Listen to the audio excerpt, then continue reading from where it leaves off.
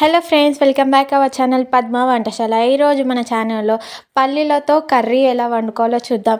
పచ్చడికి అనేది చాలా టేస్టీగా ఉంటుంది, అక్కడక్కడ పల్లీలు తగులుతూ. ఒకసారి మీరు కూడా ట్రై చేయండి.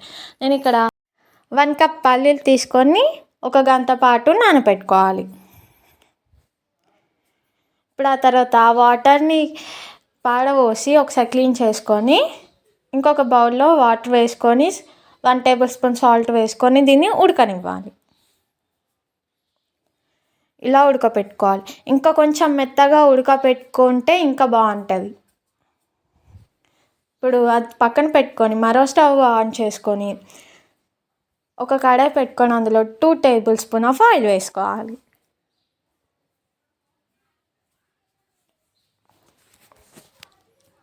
వన్ టేబుల్ స్పూన్ ఆవాలు, 1 టేబుల్ స్పూన్ జీలకర్ర, ఒక 2 వెల్లుల్లి, ఒక గుప్పెడు ఉల్లిపాయ వేసుకొని కలుపుకోవాలి. ఇది గోల్డెన్ బ్రౌన్ వచ్చేంత వరకు ఫ్రై చేసుకున్న తర్వాత 1 టేబుల్ స్పూన్ అల్లం వేసుకొని కలుపుకోవాలి. 1 టేబుల్ స్పూన్ పసుపు వేసుకొని దీన్ని మంచిగా మిక్స్ చేసుకోవాలి. దీన్ని ఒక 2 మినిట్స్ పాటు ఫ్రై చేసుకున్న తర్వాత ఒక 2 చిన్న టమాటాలు కట్ చేసుకొని వేసుకోవాలి.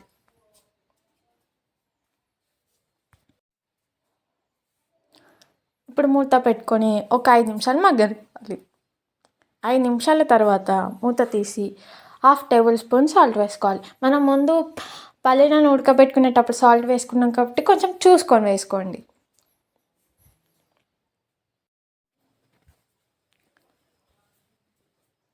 మళ్ళీ మూత పెట్టుకొని 5 నిమిషాల పాటు మగ్గనివ్వాలి.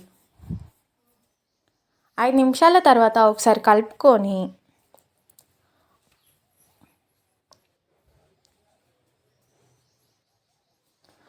టూ టేబుల్ స్పూన్ కారం,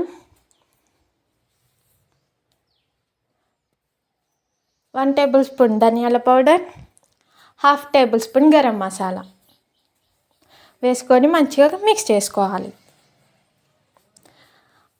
కొంచెం కసూరి మెంతి కూడా వేసుకోవాలి, ఫ్లేవర్ బాగుంటుంది. ఇప్పుడు మంచిగా మిక్స్ చేసుకోవాలి.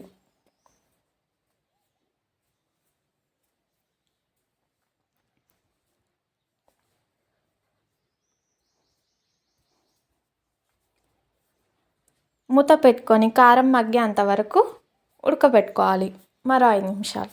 ఇప్పుడు మూత తీసి ఒకసారి మంచిగా కలుపుకోవాలి. ఇప్పుడు మనం ఉడకబెట్టిన పల్లీలను ఇందులో వాటర్తోనే వేసుకోవాలి.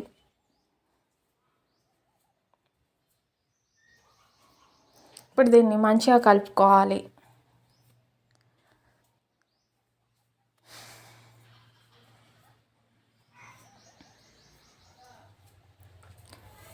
మళ్ళీ మూత పెట్టుకొని ఇలా ఆయిల్ పైకి తేలేంత వరకు మగ్గనివ్వాలి.